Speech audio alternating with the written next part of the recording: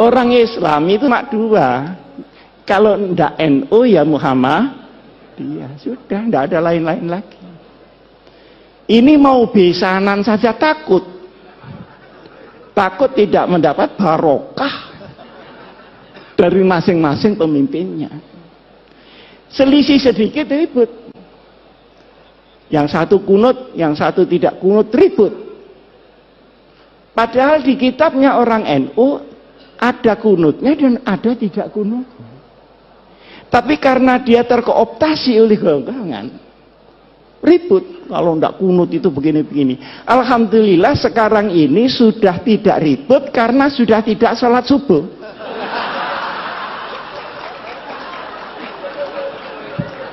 Jadi problemnya sudah kelewat. Dulu Pak Den waktu saya masih habis dari Gontor pulang, beda hari raya itu berkelahi Pak. Takut ini puasanya dosa segala macam. Padahal yang selisih Muhammadiyah sama NU ini kan cuman tanggalnya, kan bukan hari rayanya. Bener apa enggak? Betul. Nah, kalau dibutuhkan pengasuh sahih sudah. Yang beda itu tanggalnya. Kalau sholatnya ya itu Allahu Akbar sekian kali takbirnya ya sama. Loh kenapa tanggalnya kok enggak sama? Ngitungnya enggak sama. Kalau NU itu harus kelihatan tanggalnya dan itu perlu 2 derajat di atas ufuk.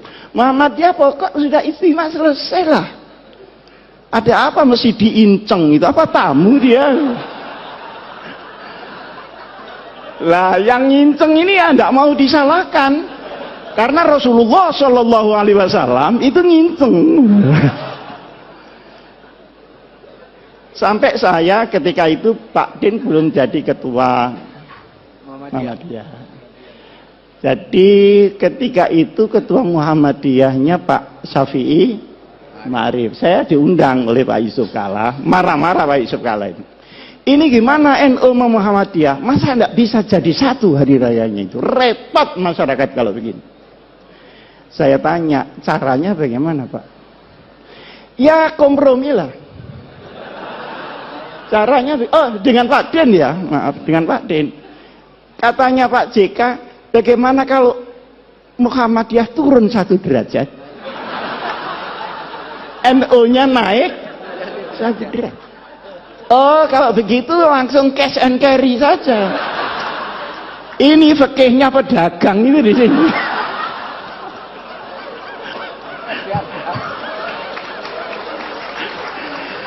Kok disuruh naik turun?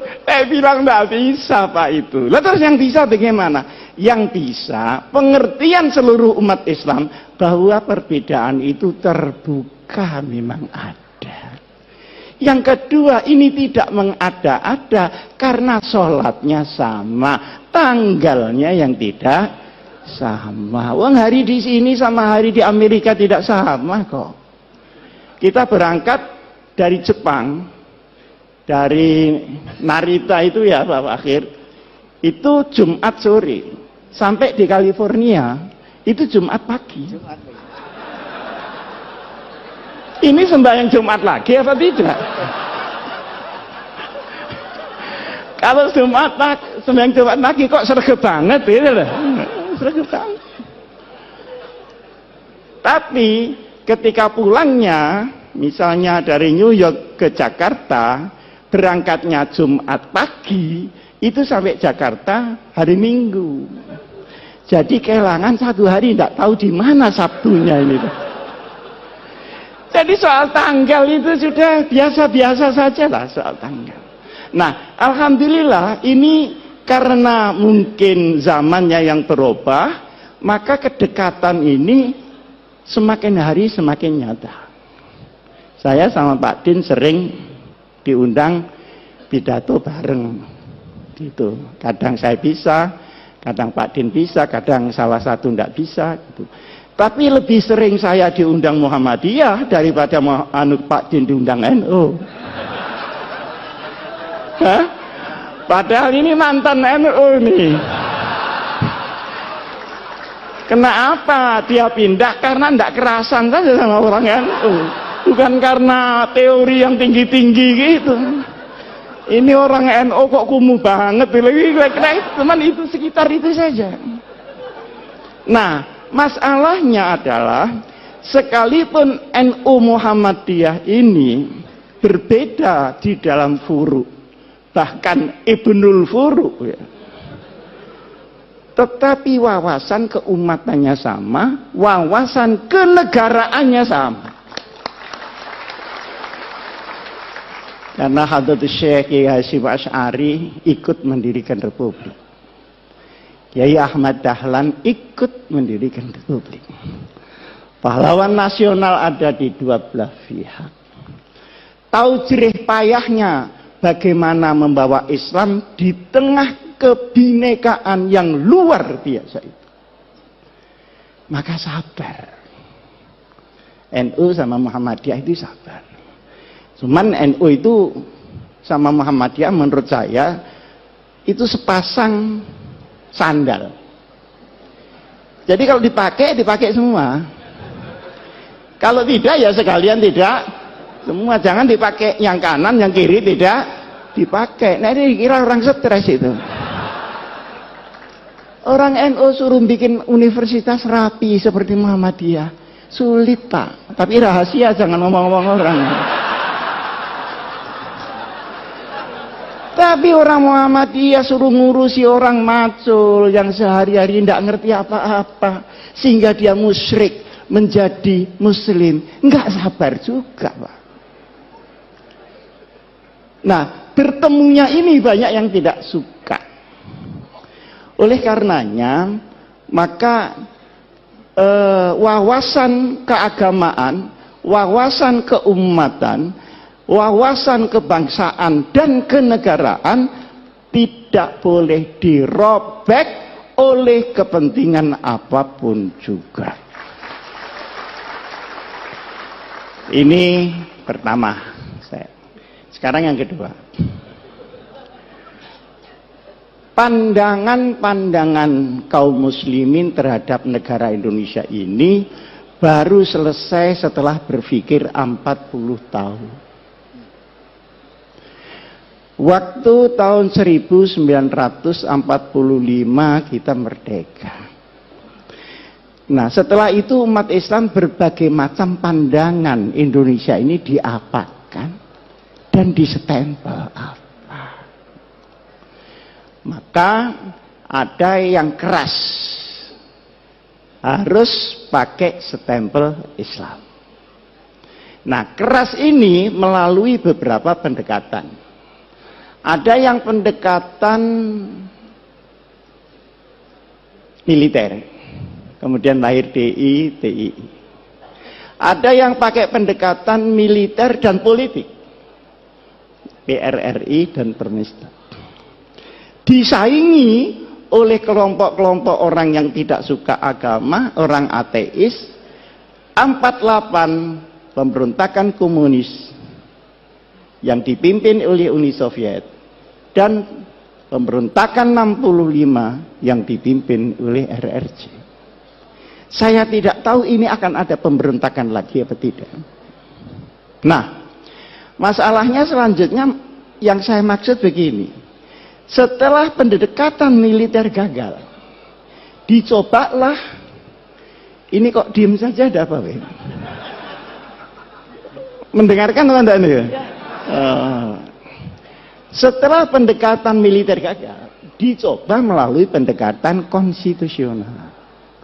Maka seluruh wakil-wakil umat Islam bergerak di konstituante.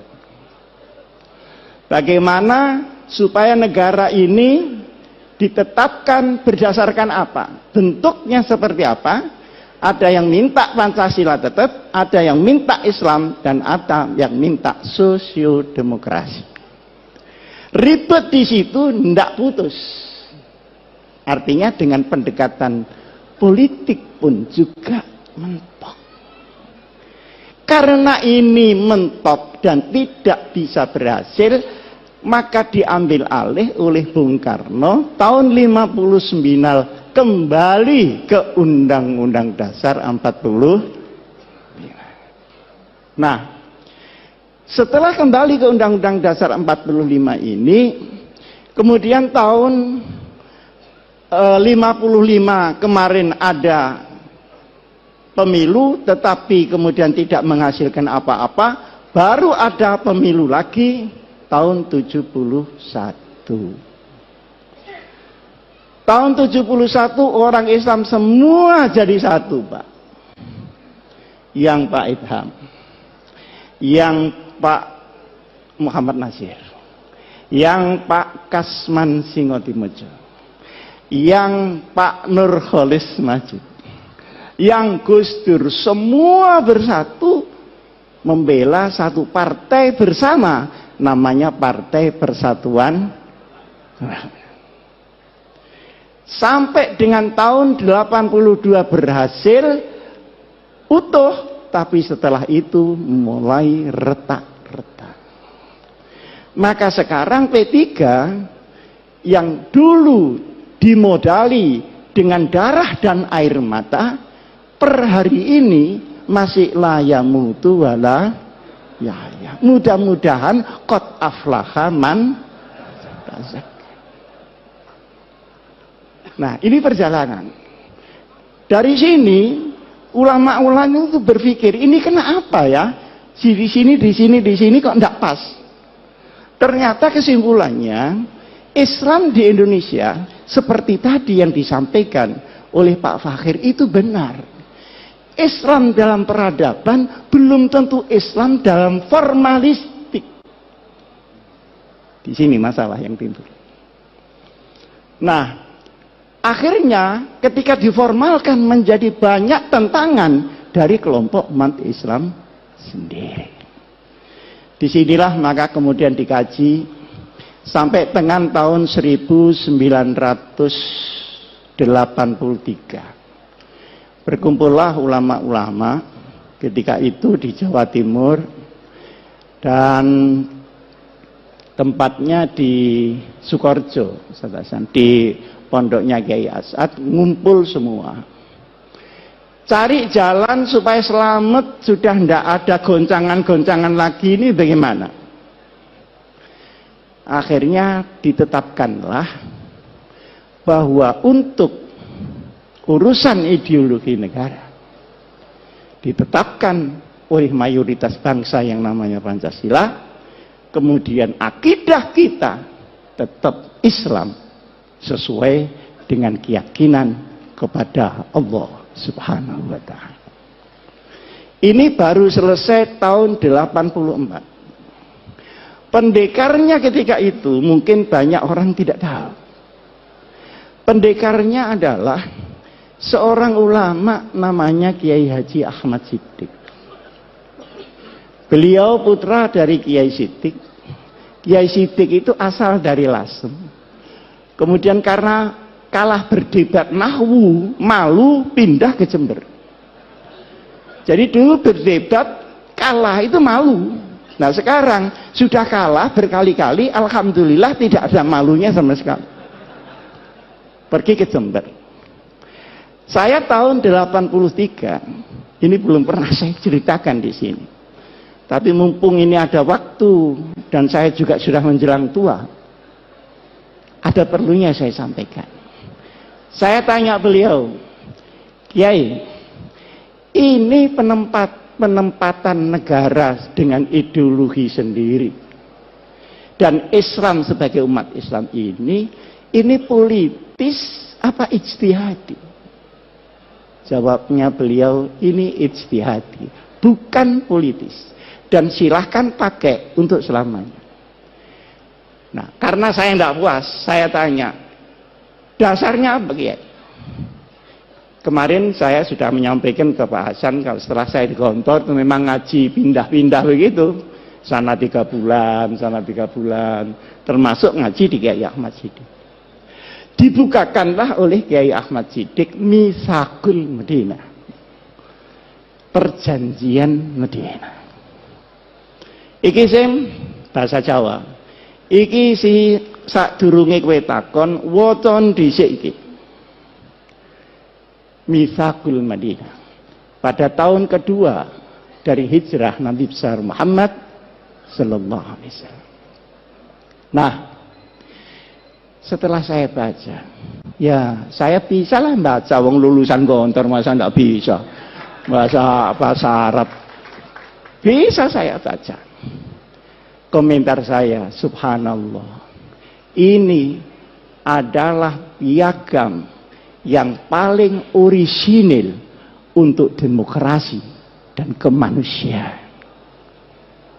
The original conception about humanity and democracy. Luar biasa ini. Ketika itu saya membaca, tidak saya apalkan karena memang bukan mahfudot. Tapi saya masih ingat poin-poinnya. Poin yang pertama, ukhuwah bainal muslimin. Oh, kenapa ya kok tidak ukhuwah Islamiyah ya? Ternyata kalau Islamiyah itu mesti ukhuwah Pak Fakir. Yang ruwet ini kan musliminnya.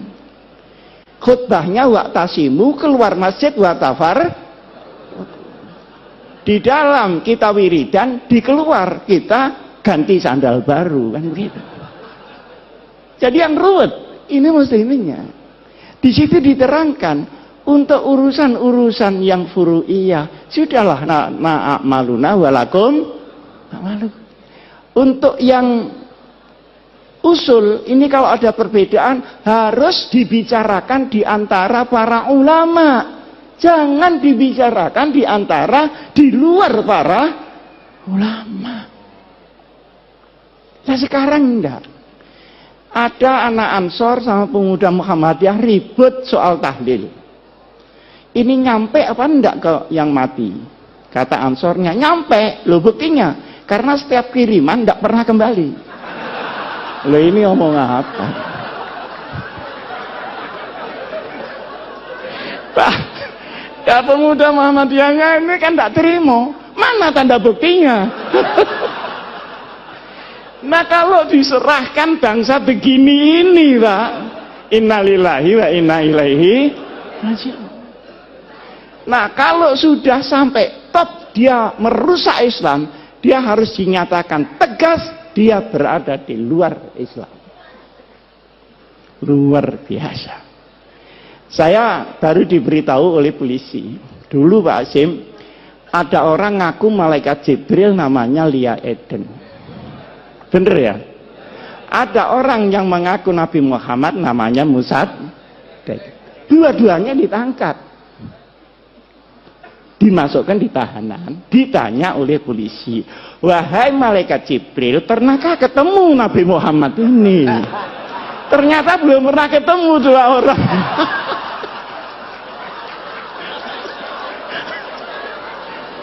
Lah kalau sudah sampai ini Pak, ya sudah, harus tegas, tidak usah ragu-ragu. Saya juga menyampaikan sama Al-Mukarram, Bapak Menteri Agama, sudah jangan ragu, katakan itu bukan Islam. Kenapa ragu? Tapi ini jangan cuma ditepuk tangan itu. Maksud saya, yang lain-lain itu ikut mendorong lah. Supaya ada pride. Karena yang menghadang pun juga sangat banyak. Yang kedua, ukhuwah bainal adyan. Mana yang bisa dikerjasamakan dengan luar Islam, mana yang tidak. Itu jelas sekali. Sehingga rahmatan lil alamin memang melampaui rahmatan lil muslimin. Urusan yang tidak syariah sudah. Bikin got bareng bangunan tidak apa-apa. Tapi kalau urusan yang syara, yang akidah, ya lakum dinukum, itu ada tuntunannya Pak. Dan itu disusun langsung Rasulullah Shallallahu Alaihi Wasallam. Nah sekarang ini kalau benci kelewat benci, tidak membedakan mana asyaduhum adawatan atau akrobahum mawaddatan. Zimmi dan harbi disamakan. Tapi kalau sudah kadung kepingin demokrasi, tahlilan di gereja, itu kurang tempat apa bagaimana? Seperti orang Kristen, nggak usah lah disuruh Jumatan. Nanti sandalnya hilang. Saya kan sering dicemooh sama orang Kristen. Gimana orang Islam itu? Uang ibadah kok sandalnya hilang? Ya mesti saja karena sandalnya nggak dipakai. Nah sampeyan sepatunya dipakai. Jadi yang hilang ya ndak sepatunya, sepeda motornya yang di luar itu yang hilang. Jadi yang seperti disampaikan oleh Pak Din tadi sajalah al-hanifiyatus samkhah, itu pas sudah itu. Ini jangan diumek-umek lagi gitu maksud saya. Nah, kemudian yang menarik lagi, untuk qabilah-qabilah di luar hukum syariat dipersilahkan untuk menggunakan kebiasaannya masing-masing. Ini saya belajar usul fikih di sini juga begitu Pak Hasan. Mabhadi awaliyah itu belum mabhadi akhiriyah loh, masih mabhadi awaliyah, tetap kunci. Karena itu digawa diintil-intil tak garap apa-apa kunci. Bab mabhadi awaliyah. Di situ kan ada al-ahdah muhakkamah. Tapi yang muhakkamah yang bagaimana? Tentu yang tidak khilafis syar'i. Ma warada fi syar'i mutlaqan wala dhabita lahu wala fil lughah yurja'u ilal 'urf.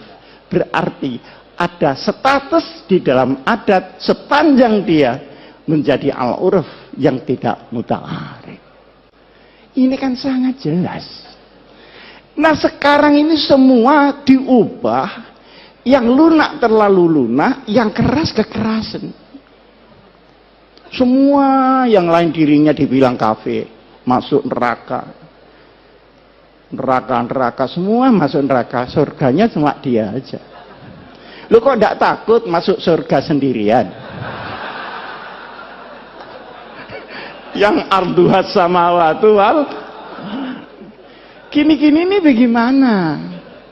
Nah, ada lagi yang kita merasa bahwa itu bukan Islam, seringkali ya, tetapi sesungguhnya itu pilar di dalam Islam, adalah kepastian hukum. Innallaha ya'murukum an tu'addul amanati ila ahliha. Tu'addul amanati ini untuk Pak Hidayat Nur Wahid, untuk politisi-politisi, supaya membawa amanat rakyat. Jangan 5 tahun sekali datang ke rakyat terus tidak tahu lagi, menunggu 5 tahun lagi. Ini yang tidak tepu, ini mesti pendaftar.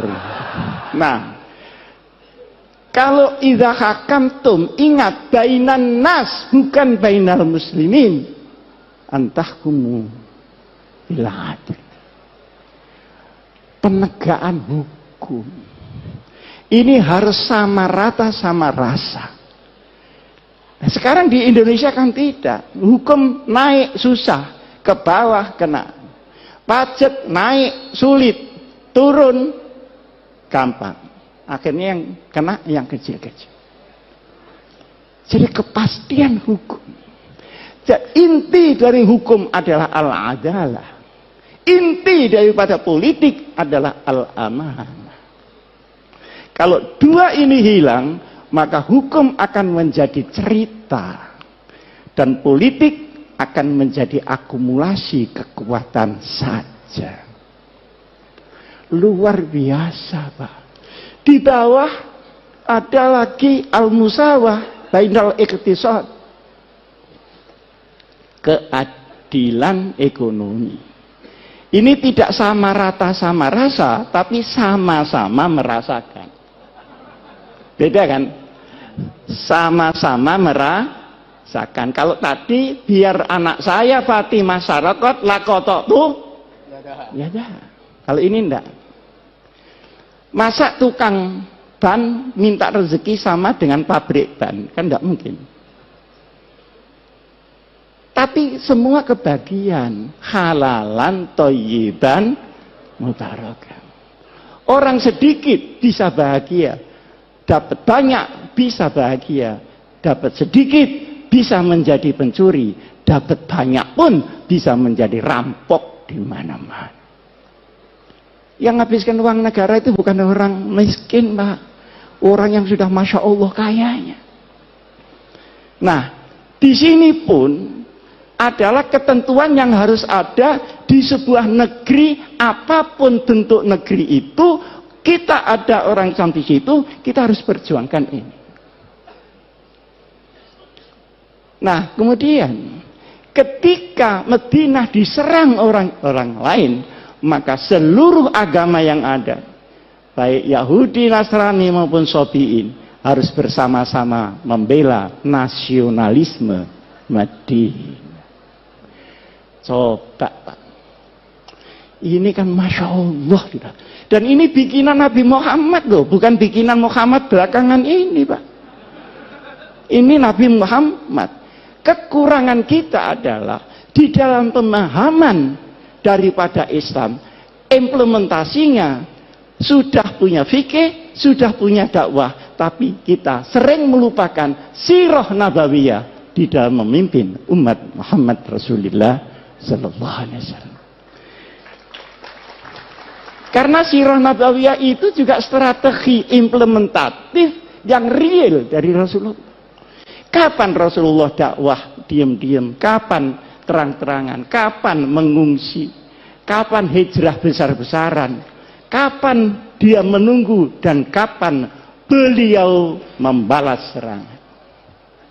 Semuanya ini harus kembali di dalam benak kita. Nah, sekarang ini para bapak yang saya muliakan, negeri yang tadi oleh para ulama diputuskan tahun 84 itu supaya diisi, jangan didekonstruksi. Kalau didekonstruksi, ruwet, habis waktu untuk mendekonstruksi, belum lagi mengisinya kembali. Lebih lagi langsung dengan melakukan jurusan al-amru bil ma'ruf wan nahyu 'anil munkar.